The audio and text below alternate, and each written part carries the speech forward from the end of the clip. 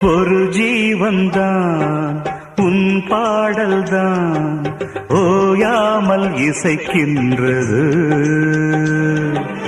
இரு கண்ணிலும் உன் ஞாபகம் உறங்காமல் இருக்கின்றது.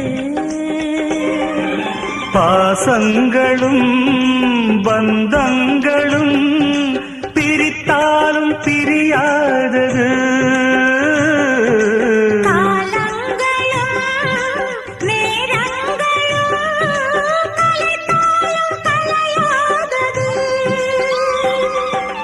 ஒரு ஜீவன்தான் உன் பாடல்தான் ஓயாமல் இசைக்கின்றது.